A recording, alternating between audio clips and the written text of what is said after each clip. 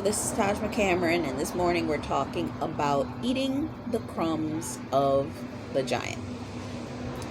Eating the crumbs of the giant, what does that mean?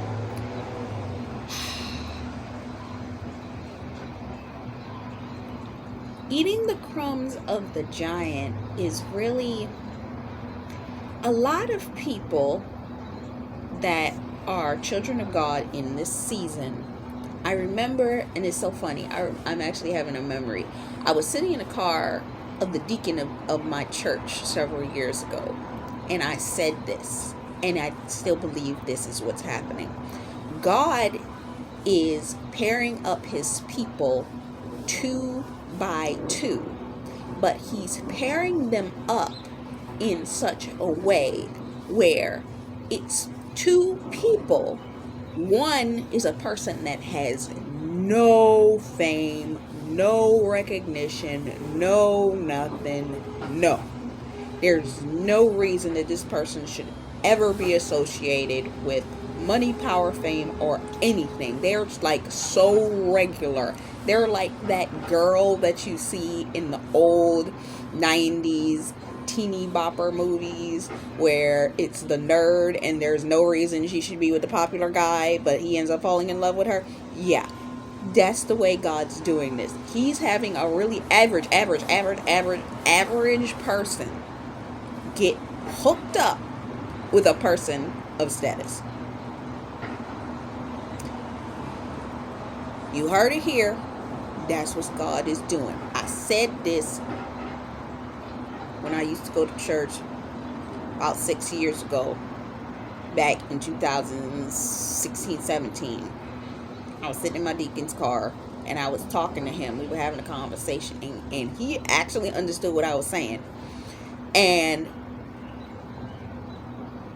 from then till now, I didn't get it as good as I get it now, but I understand it. And there's a scripture in, is it Isaiah? Or is it, I'm going to actually look that up because I think I'm going to have to turn on the 4G mobile data. Actually, I didn't have to do that at all because I don't need the mobile data to turn the Bible on.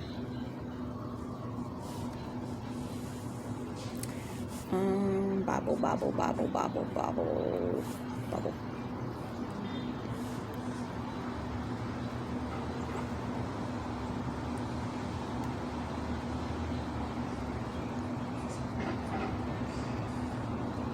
El Biblio. Okay.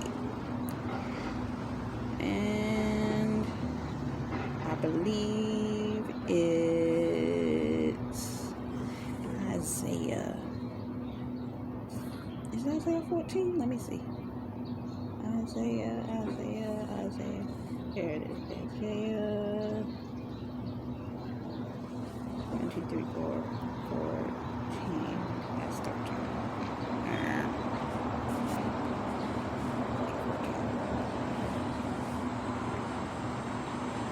Okay. It's Isaiah 14:1.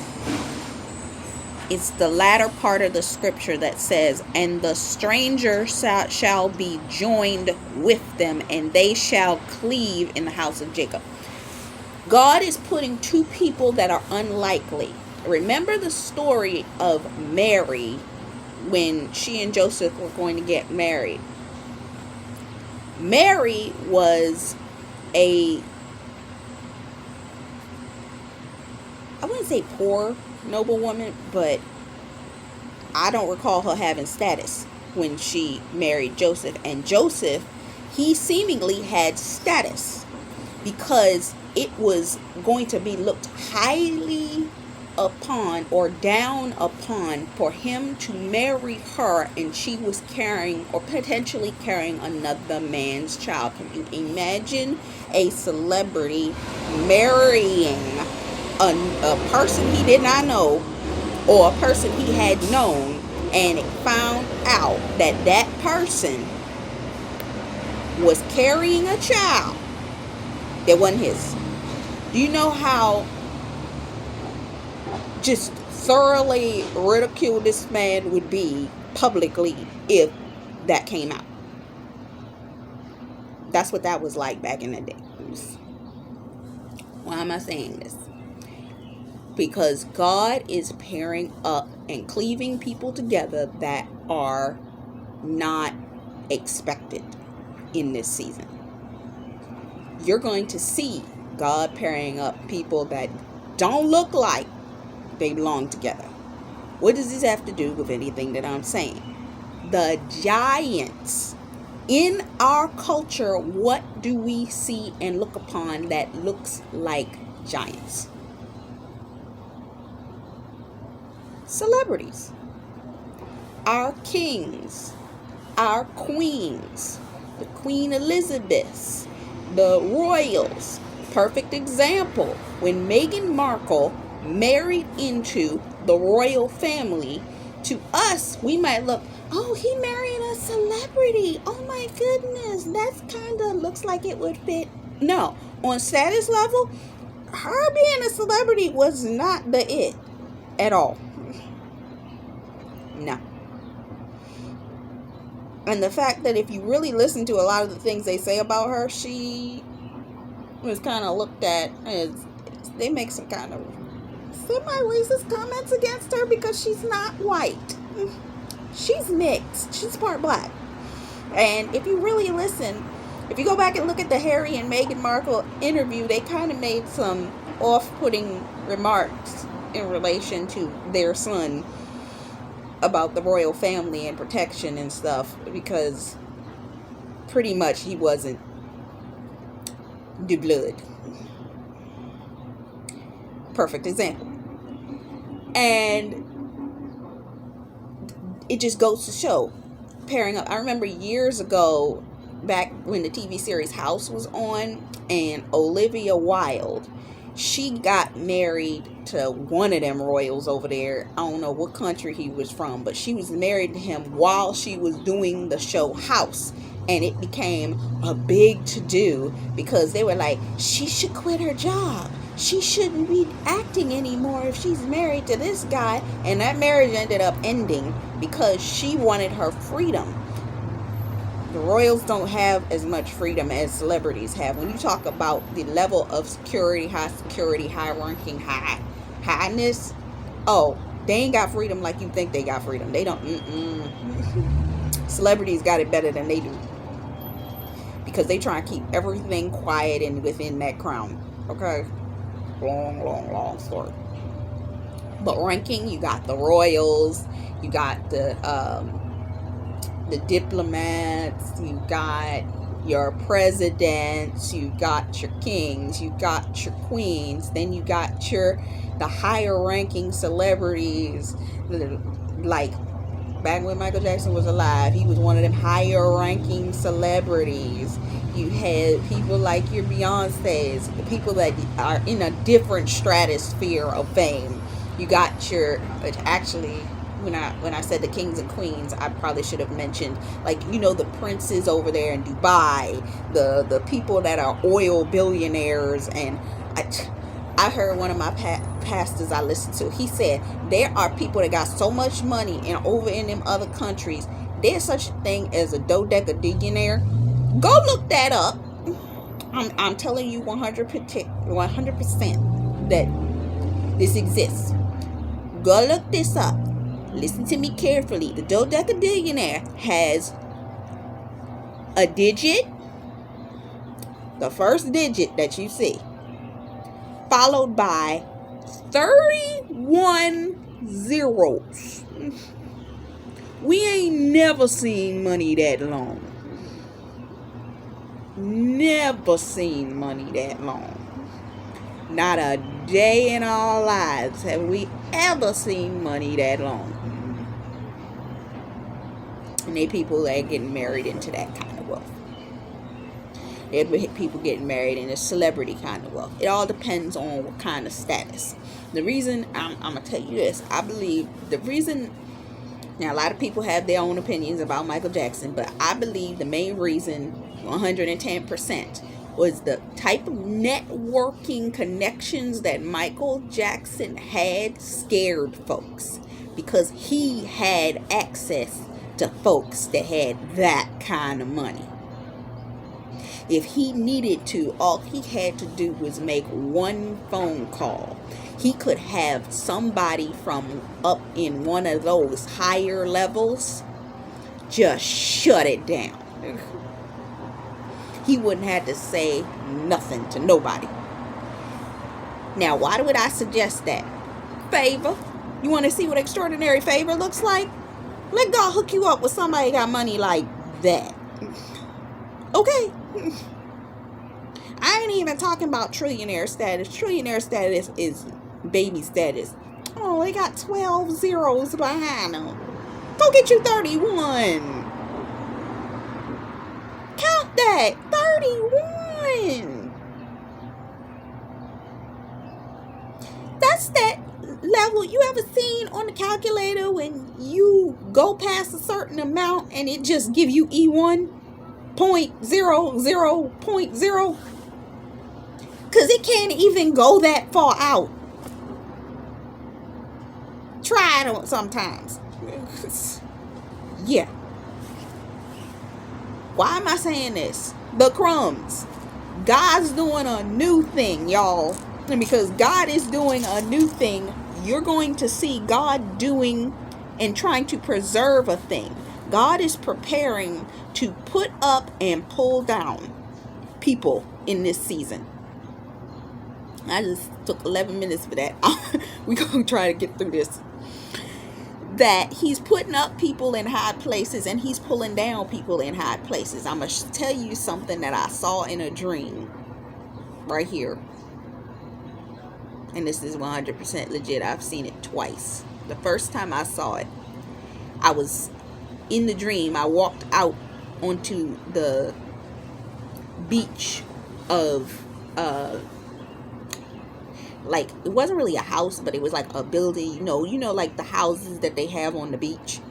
But when I stepped outside, I turned and looked to my left, and there was a tall statue, like building size tall. And I looked up, and it was about 6 or 7 or 8 of them, and they were on the outside of this building. And I just started to see them fall over. And as they fell over, they broke. Like, you know, when the sands, just, like if it's made out of sand, it would just fall into dust.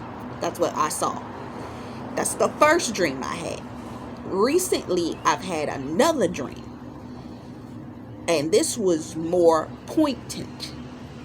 I saw the Oscar statues. You know the path that they make during the Oscars? Where the Oscar statues are coming down both sides of the red carpet? I saw them falling over. There's a scripture in the Bible that talks about there was a it's a box. It's the box that David, not David, is it David? Yeah, it was David. David and his men were carrying the Ark of the Covenant, but it was stolen. When it was stolen by their enemies, the enemies thought, we're going to just sit it and we're going to put it in the temple. In the temple, it was a bunch of statues, much the same. But when they left it in the temple, they came back and found their idol, the statue, knocked over. The first time they found it knocked over, they were like, they went and they put it back up. The second time they found it knocked over, its head and its hands were gone, because the head had been destroyed and the hands had been destroyed. God is knocking over the idols. So find it not strange when you start to see in Hollywood, in music, in entertainment, in all these places, knocked over. You're going to suddenly start seeing these people just fall down, just as quickly as we saw Bill Cosby, just as quickly as we've seen Will Smith, just as quickly. down, down, down. But this time, what's probably going to happen is not going to be something as simple as somebody slap somebody. Okay? Or a really, really old accusation. No. There's going to be some things that going to come out. It's going to be some things. And I'm not saying this because I'm a special person. I actually saw one of the ministers I listened to. She's a trusted prophet that I listened to. Dr. Jolynn Whitaker released this word talking about in full that the idols are going to be coming down in these places and spaces, from politics to Hollywood to the music industry, all of them. She released a full word in it in early 2021. And I don't know whether I had that first dream before then. I think it was before then. I don't know how long before then, but I had it. So I've had that particular dream was almost 2.5 years ago. I saw those idols dropping like flies. So the time is coming. Buckle up your seatbelts. It's about to happen. With that being said, God is doing something new, and He's speaking, moving mightily, and He's working things in a new direction. And you're going to begin to see better. When Joshua sent the people out to spy, and when they returned, he told them. But the men who had gone in said, "We are not able to go against those people, for they are stronger than we." And they gave the children of Israel a bad report in the land which they had spied out, saying that the land, though which it may have gotten spies in the land, devoured the inhabitants and all of the people whom we saw in the Armin and the great stature. They saw the giants and the descendants of Arkin came, and the giants that we were like grasshoppers in our own sight, and we were in their sight. In our world, we see giants as celebrities. A lot of us, if you had the opportunity, real talk, if you had the opportunity tomorrow to walk into a room and you saw every celebrity that you were ever interested in being in a room with, do you really think that you would feel like, oh my God, let me just walk up to this person and say, oh my God, how are you? And have a full-on conversation? A lot of people would be like, I can't walk up to that person. I can't walk up to that person. What am I going to do? I remember a kid, it was so funny, years ago, I believe Michael Jackson was doing a signing in New York. And this kid was like, I'm going to say this when I get up there to Michael. He was about 12 years old, so you would think that he would be able to keep his composure when he got up there. When he got up there, he just broke down into tears. It was like,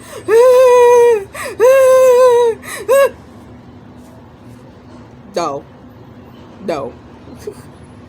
Because it's something about being in a space and that does something to people with being in front of celebrities or kings or people that you see as being major people. Now, I don't talk about this often because I'm not one to brag. There was a point in time when I was about 2 years old that, and my parents told this story all the time. If you ask my father, he'd still say the same thing. At 2 years old, the great Jesse Jackson, it was a political event. My parents went to it. They took me, and they happened to have a front row experience, and Jesse Jackson picked me up. Several years later, it was about 6-7 years old, and I might have been 10. I was in elementary school. The local politician, I think was it Kurt Schmoke at the time? I think it was Kurt Schmoke. came in and did a speech in our classroom, and he came specifically to where I was sitting, and he touched my shoulder. No lie. Back during the time frame in which the case for the young man who died during the police due to police brutality in Baltimore, he was put in the back of a ambulance, and they had the police had crushed his neck, but they pretty much broke his back, and he ended up dying in the ambulance. And Marilyn Mosby, which most people don't want to talk about her right now. Right now, nobody wants to talk about her. But I ain't gonna get into what that is. But ever since she tried that man, let's just say there's been a target on her back. She tried the police department, and the police department has had it for her head. I met her twice. 2 separate occasions. And when I met her, I actually have a photo of this. And I got a chance to say, I just gave her encouragement at the time during the midst of that trial. I said, everything's going to be good. You're great. Do what you do best. So on and so forth. And I got a photograph with her. So I have had the ability to be in rooms with people of influence, even if they were only politicians. So, and when was that? Oh, I met a football player one time. I went to an event in Raleigh, North Carolina. Was it Raleigh? I think it was Raleigh. And it was a group that I was involved in, and the particular company that I was with, they had this guy in it. It was a football player. Don't remember what his name was off the top of my head. I'm trying to think of it because but he was involved in the same company that I was involved in at the time, and he was like literally within 5 feet of me. Not to mention, they had a guy that was in the bar that night that was an older gentleman, and he was a multi-millionaire, and everybody was like, go over there. You want to go and be at least in the room with him. There was another guy for another company that no, was it the same company? Yeah, it was the same company. I got to be, was it the company? Or was it the company?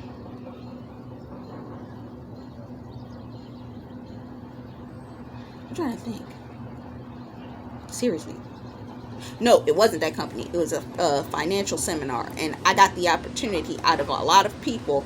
It was 12 of us that got to have lunch with the proctor of this event, and not a lot of people had the opportunity to be in this room with this guy, and I got to sit in the room with the guy.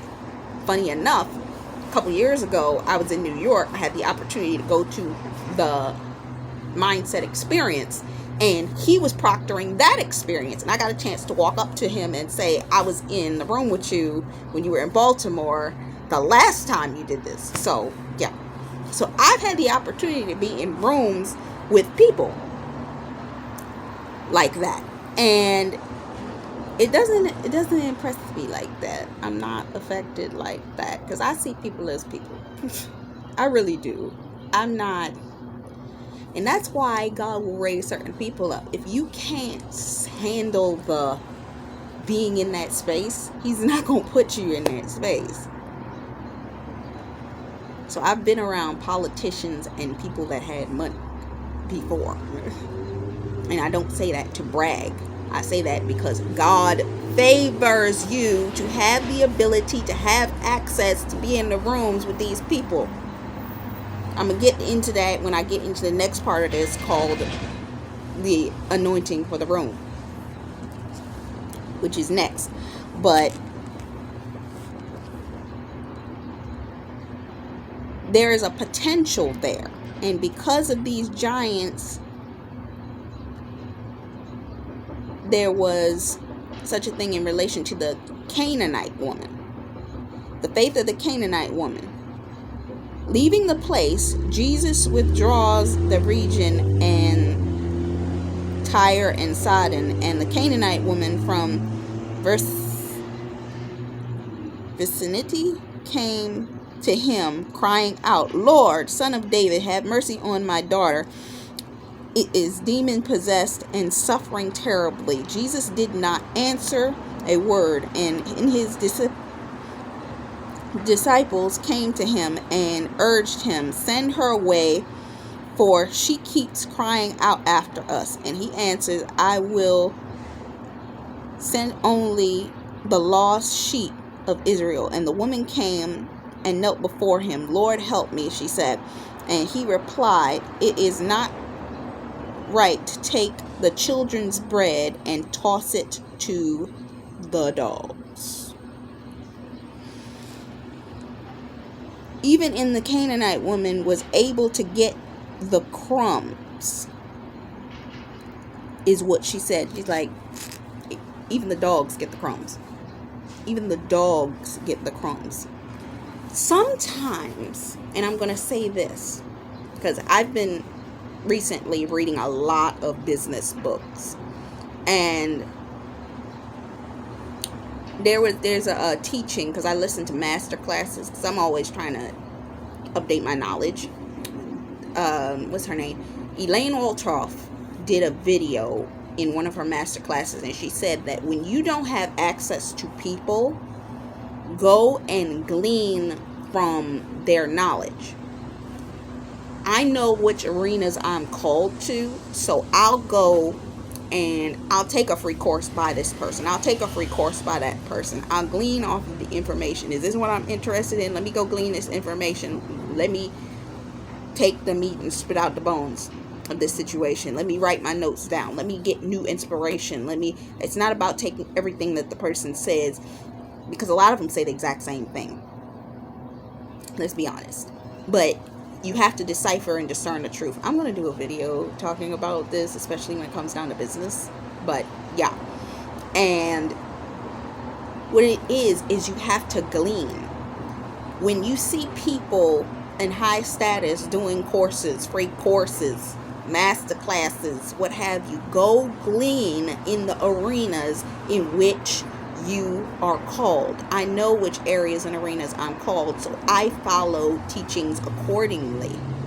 I go read books accordingly. I listen to audio books accordingly. I got an audio book I got to finish today. I actually got two. I might sit and do that later. But you got to sit with it. And you got to glean from it. And because you get the advice, the favor, the nuggets. If you have the opportunity to have access like I did, be able to talk to people or listen. When you're in a room, listen very carefully. If you have the access to be in a room, be very cautious of not talking too much. Sit and listen. Take notes. Record. I have a great memory. So if I'm listening to somebody, if I don't have something to record them, I'm going to listen. Take the nuggets and write those things down. Remember points that trigger other points to be remembered.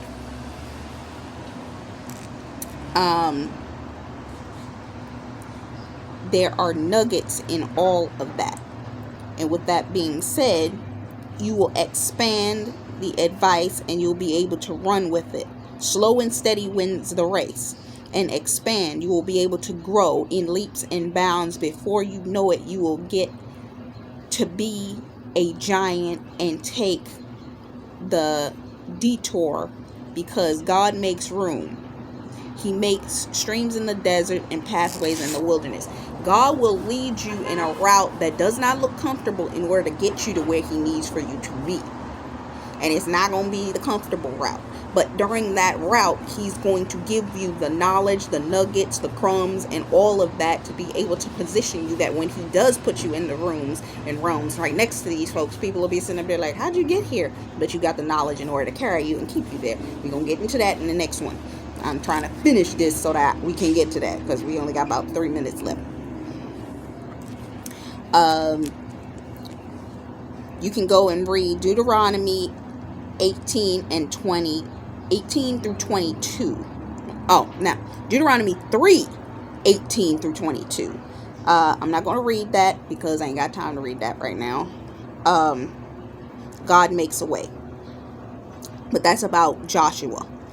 And he will bring favor to you with those giants that will expand you. Luke 6 and 38, International Version, or whichever version you choose to read it. I'm not going to read deep in it because, like I said, I only got a few minutes. But take the scriptures and read them. I might see if I can copy this into the notes underneath the video. We'll see. Expand and receive what God is trying to give you through your connections. God will bring you out through kingdom friendships, partnerships, relationships, which will turn, if it's a marriage relationship, it's going to turn into marriage. He will bring marriage covenant. And follow my Kingdom Marriage, Godly Ordained Marriage series. Thank you. The people that we need at this time that will lift us up and put us into the right places, situations, and expand us into something amazing. God is going to bring us up to those positions. Ecclesiastes 4, 9, and 12. I'm not going to read it because I only got 2 minutes. I want to summarize this by saying God will position you to be in the places and the spaces that you need to be. He will put you in rooms. He will cause people to be in places that they wouldn't normally travel to just to run into you. I was listening to a young woman in a video last weekend, and she was talking about that. I don't know how God's going to make my God-ordained spouse run into me. Let me tell you something.